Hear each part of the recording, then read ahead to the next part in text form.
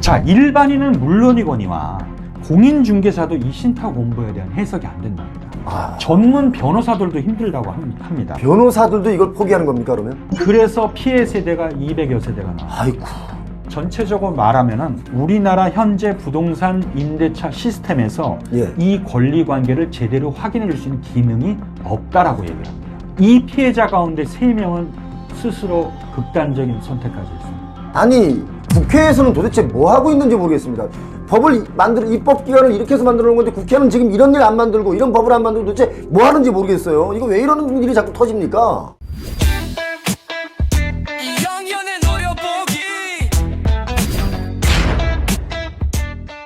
지난달 말 전국의 미분양 주택이 7만 2천 호를 넘어섰습니다. 특히 다 짓고도 분양을 하지 못한 이른바 악성 미분양이 11년 3개월 만에 최대치를 기록했습니다. 거의 12년 만에 악성 미분양, 준공하고도 불 꺼진 집이 이렇게 많다는 뜻입니다.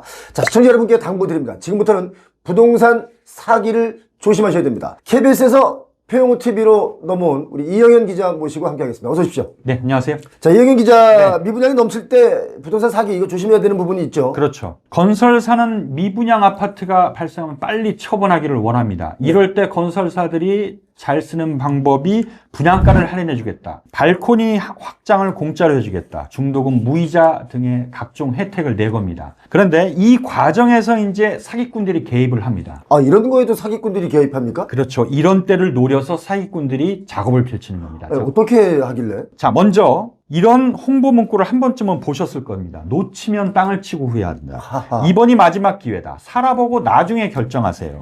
각종 감언 이설로 유혹을 하는데 이 사이에는, 이 속 사정에는 사기 그리고 여러 가지 꼼수 방법으로 분양자들을 속이려고 하는 그런 것들이 숨어 있습니다. 특히 사실 요즘에 최근에 또 이런 문제도 있습니다. 살아보고 나중에 결정해라. 네. 이런 것 중에 민간 임대 아파트도 이런 거에 해당이 될 수도 있습니다. 네, 그렇죠. 네. 그런데 사기범들은 좀 더 전문적인 수법을 씁니다. 먼저 위조. 예.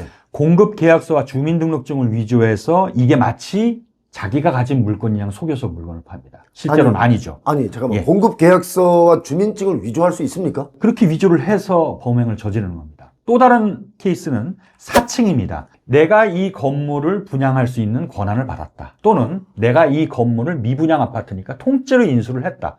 그런데 그게 다 거짓말입니다. 가짜입니다. 아, 이게 사실 미분양 물건이 많으면 그런 사람들이 꽤 많아요. 그렇죠. 마치 그래서 자기가 이걸 다 사서 네. 다시 분양하는 것처럼 말하는 사람도 많이 봤어요. 네.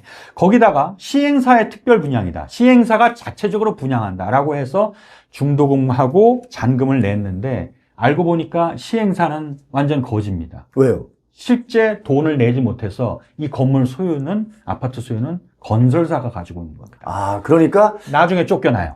시행사의 남은 물건을 본인들이 직접 판다. 네. 이게 아니라 이미 이 물건들은 여러 가지 비용을 다 못 냈기 때문에 시공사가 가져간 상황이기 때문에 주인이 네. 아니라는 거죠. 그렇죠. 그런 상태에서 분양 계약자들을 이런 식으로 이제 유혹을 해서 싸게 준다 이런 식으로 유혹을 해서 계약을 하게 만듭니다.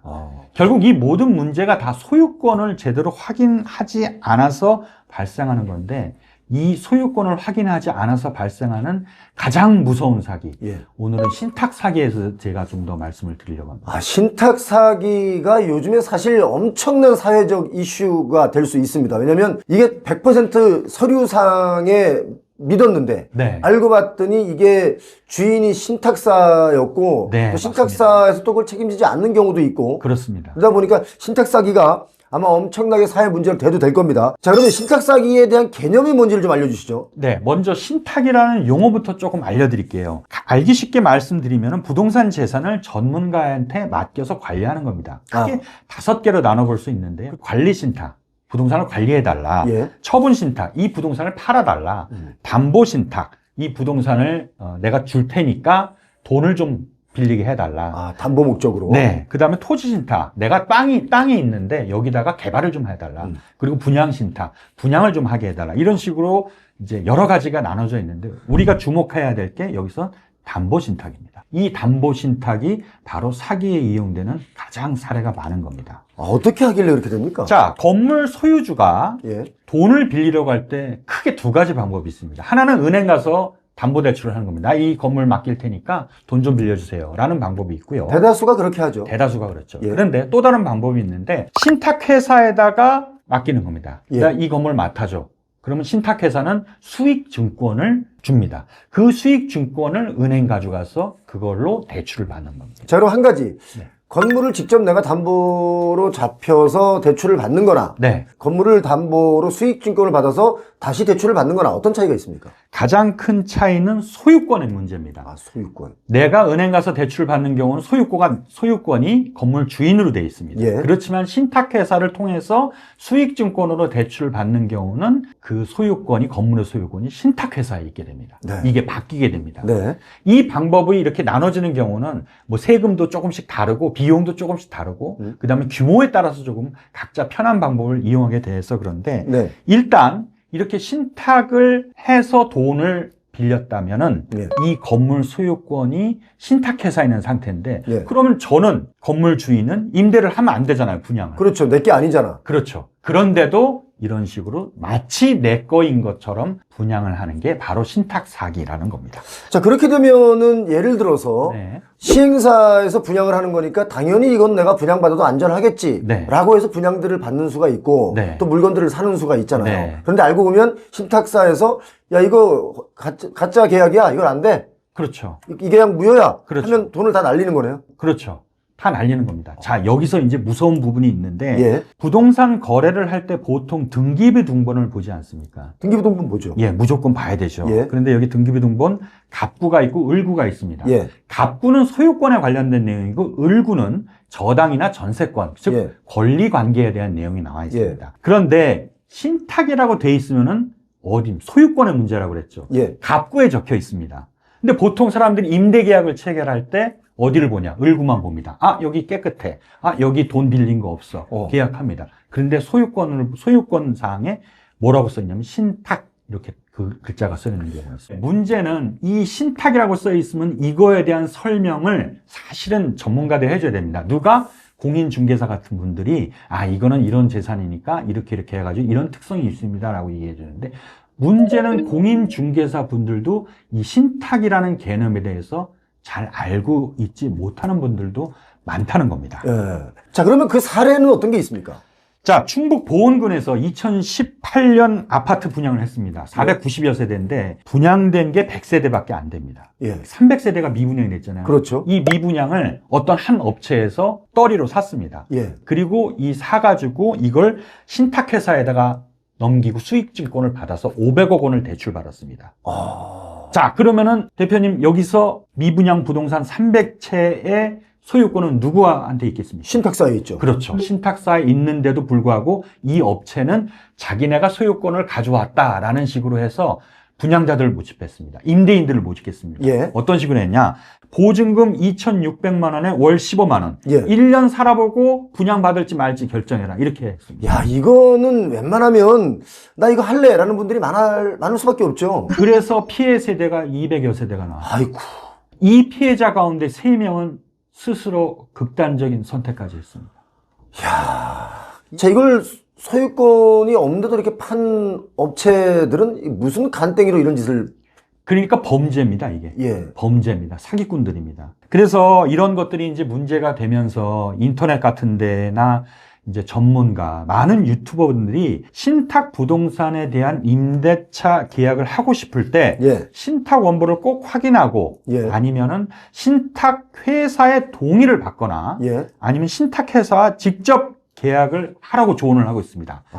자, 그렇지만 제가 여기서 말씀드리고 싶은 거는 문제가 신탁 원부에 있다는 걸 꼭 말씀드리고 싶습니다. 아, 신탁 원부는 왜 문제가 됩니까? 신탁 원부라는 거는요, 사실 이 신탁과 관련된 모든 내용을 적어놓은 그 이른바 공문서입니다. 네. 그러니까 위탁자, 수탁자, 네. 신탁의 목적, 그 다음에 재산의 관리 방법. 그래서 신탁 원부에 이 임대인의 권한이 있는지, 예. 또 신탁 증서를 통해서 임대인 말고 또 다른 채무가 있는지 이런 것들이 다 나와 있어요.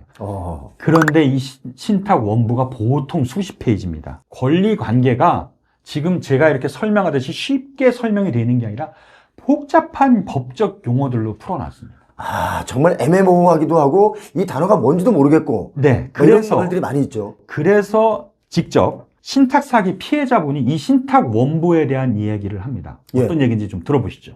근데 올해 1월 31일부터는 이제 인터넷 등기소에서 신탁 원부를 따로 발급을 받을 수 있는 그런 사이트가 만들어졌어요. 그걸 본다고 해도 내 신탁 계약이, 내 임대차 계약이 이 신탁 계약에 유효한가를 본인이 판단하기가 너무나도 어렵다라는 게 있어요.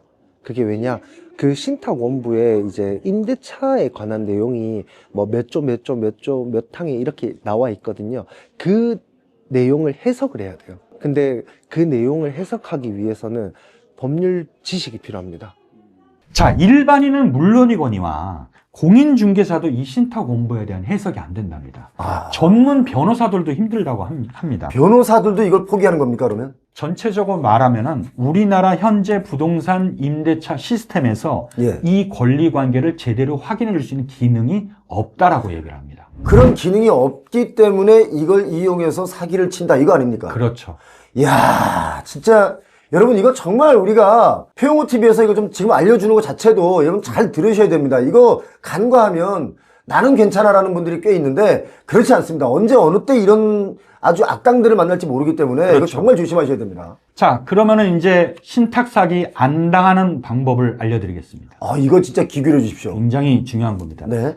신탁 사기 안 당하시는 방법은 신탁 부동산 계약을 안 하면 됩니다. 간단하죠? 그러니까 왠지 모르게 싸다. 네. 왠지 모르게 조건이 너무 좋다. 네. 왜 이렇게 좋은 조건을 나한테 주지?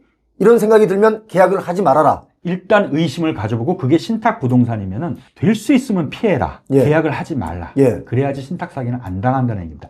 역시 이 부분에서 피해자의 이야기를 한번 들어보시죠. 사실 신탁 사기를 안 당할 수 있는 방법은 제일 좋은 건요. 신탁이라고 되어 있는 순간에는 그냥 쳐다보지도 않는 게 제일 좋다라고 얘기할 수 있습니다.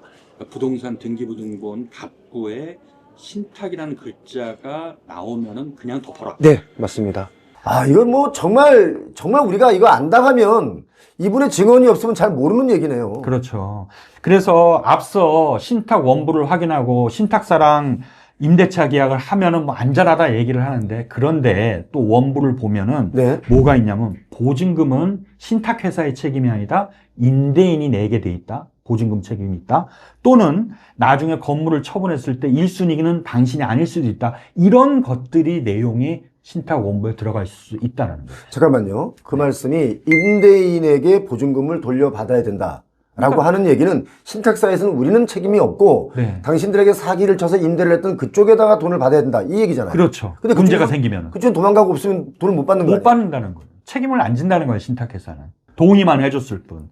이런 식의 내용들이 원부에 포함되어 있을 수 있는 겁니다. 아니 일반 계약자분들 특히 아까 말씀하신 대로 보증금 2,600만 원에 월 15만 원 월세로 임대로 들어가시는 분들이 이 많은 서류를 언제 이걸 다 읽어보고 이걸 계약을 해야 되냐 말아야 되냐 이걸 결정하겠습니까? 그렇죠. 그러니까 이런 것들에 대한 것을 좀 이용해서 사기를 치는 사람들이 있는 거예요. 맞아요. 그래서 신탁 사기, 아까 이제 제가 그 사례에서 세 분이 이제 극단적인 선택을 하셨는데 이게 왜 그러냐면은 피해 구제가 안 됩니다. 신탁 사기는. 전혀 안 됩니까? 전혀 안 됩니다. 전세 사기 특별법상 전세 사기를 당했을 경우는 피해자로 인정을 받지만 신탁 사기 피해자분들은 이거에 대한 범위로 들어가지 않습니다. 그러니까 전세 사기는 보증금만 날린다고 우리가 이제 쉽게 얘기해서 보증금만 날리지 않습니까? 신탁 사기는 보증금만 날리는 게 아닙니다. 그럼 뭘 날립니까? 빚쟁이가 됩니다. 어떻게 해요? 자, 이것도 역시 피해자의 말을 좀 직접 들어보셔야 될 것 같습니다. 이제 임대인과 권한이 없는 임대인과 계약을 했다는 이유로 저희가 살았던 그 모든 금액들을 월세를 지급하라라는 소송을 같이 넣게 되고요. 그럼 또 소송에서 어차피 지니까 그때부터는 연 12% 이자를 또 내야 되는 그런 사회인 거죠. 자, 그러니까 이게 뭔 말이냐면은 너희들이 낸 임대료하고 보증금은 잘못된 사람한테 줬으니 그동안 네가 살았던 거는 다시 주인인 나한테 내야 된다는 거예요. 그럼 지난번에 그 가짜에게 냈던 돈은 이제 없는 거고 없는 거고. 너 나한테 다시 내라. 그렇죠. 1년 살았으면 1년치 한꺼번에 다시 내라. 네. 뭐 이런다는 거 아닙니까? 그렇죠. 거기다가 밀린 이자까지 더해서. 아니 죄송한 얘기를 하나 더 하면 국회에서는 도대체 뭐 하고 있는지 모르겠습니다. 국회라는 게 이 서민들의 이런 것들을 좀 법을 좀 잘 만들어서 입법기관을 이렇게 해서 만들어 놓은 건데 국회는 지금 이런 일 안 만들고 이런 법을 안 만들고 도대체 뭐 하는지 모르겠어요. 이거 왜 이런 일이 자꾸 터집니까? 자, 신탁 사기에 대한 규모를 말씀드리면은 아마 국회가 좀 더 빨리 움직여야 한다고 생각하실 분들이 많을 겁니다. 네. 신탁 사기는 마치 보이스피싱 같습니다. 네. 근절을 하려고 해도 근절이 안 되는 거. 끊임없이 새로운 방법들이 나와요. 네. 신탁법이 2011년 개정되면서 피해자가 매년 200명, 300명씩 나옵니다. 아, 진짜 많네요. 사기꾼들 잡습니다. 사기범들 잡을 수 있어요. 예. 잡습니다. 그런데 처벌은 굉장히 약해요. 약합니다. 사기범들이 뭐라고 했냐면 자기도 신탁을 잘 몰랐다. 안 주려는 게 아니었다. 돈 주려다고 했는데 경영이 좀 어려워서 못 줬다. 이럴 경우에는 내가 일부러 떼먹지를 않는 이상 사기죄로 처벌이 되게 낮아요. 아, 그런데 이 사기범들이 부동산 담보 신탁을 하면서 피해자를 끌어들였다면 정말 몰랐을까요? 부동산 신탁에 대한 걸 정말 몰랐을까요? 왜 모릅니까? 그렇죠. 그래서 제도 개선이 반드시 필요한데 네. 과거에는 신탁 원부를 보려면 이 등기소에 가야 됐습니다. 맞습니다. 제가 뭐 얼마 전에도 네. 신탁 원부를 받기 위해서 직접 등기소에 갔었습니다. 예. 그런데 요게 1월 31일부로 이제 인터넷으로 바뀌었어요. 올해요? 인터넷으로. 예. 올해 1월 31일부로. 인터넷에 열람할 수 있습니다. 예. 자, 이게 개선된 거 전부입니다. 자, 뭐 인터넷에 열람한다고 해서 우리가 이걸 다 알 수 있는 게 아니죠. 왜냐면 네. 그 용어 자체도 이게 사실 애매하지 않습니까? 요즘 뭐 특히 이 법정에서 판사분들이 이렇게 판결하는 거 보면 그분들이 읽는 용어들 있지 않습니까? 네. 사실 일반 사람들은 들어도 잘 몰라요. 모르고 예. 막 여러 가지가 어렵거든요. 근데 그런 네. 걸 이용하는 거잖아요, 계속. 네. 우리 열람한다고 해서 다 알 수 있는 건 아니죠. 네. 그래서 제가 만난 피해자가 이런 얘기를 했습니다. 주택임대차 보호법이 있는데 우리나라는 도대체 왜 그런지. 자, 직접 한번 들어보시겠습니다.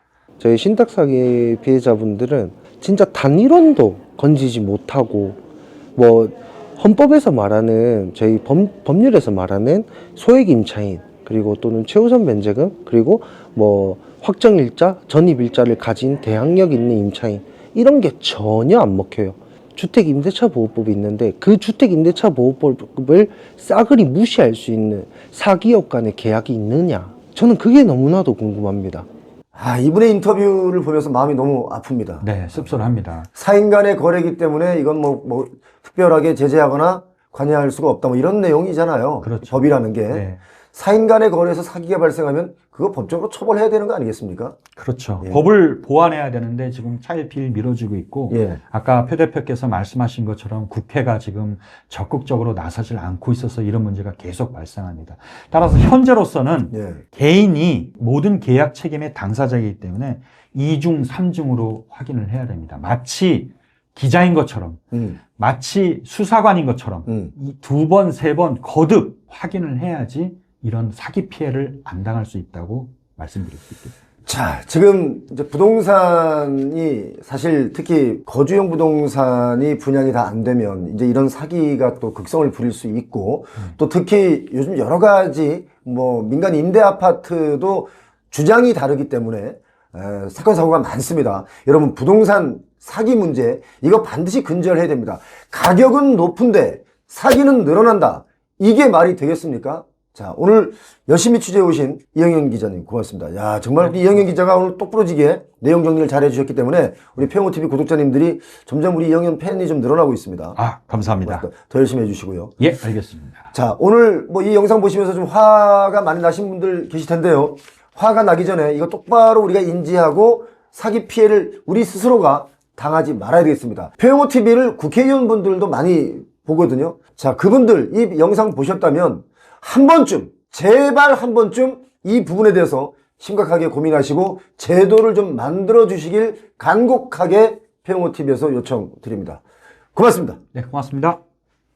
제가 최근에 여러분께 오프라인으로 무료 강연을 하고 있는데요. 표영호 부동산 토크 콘서트입니다. 정말 많은 분들이 다녀가셨는데 심지어 미국, 캐나다에서도 오시고 부산, 강릉, 청주 이런 데서도 많이들 오셔서 질문도 하시고 다 같이 솔루션도 주면서 다양한 부동산 투자나 내 집 마련에 대한 이야기를 나누고 있습니다. 이번 주도 합니다. 신청하시면 50명을 추첨해서 초대를 드리겠습니다. 보다 많은 분들이 함께 했으면 좋겠습니다. 자, 다녀가신 분들께서 못다한 질문들을 메일로 정말 많이들 보내주고 계신데요. 너무 고맙습니다.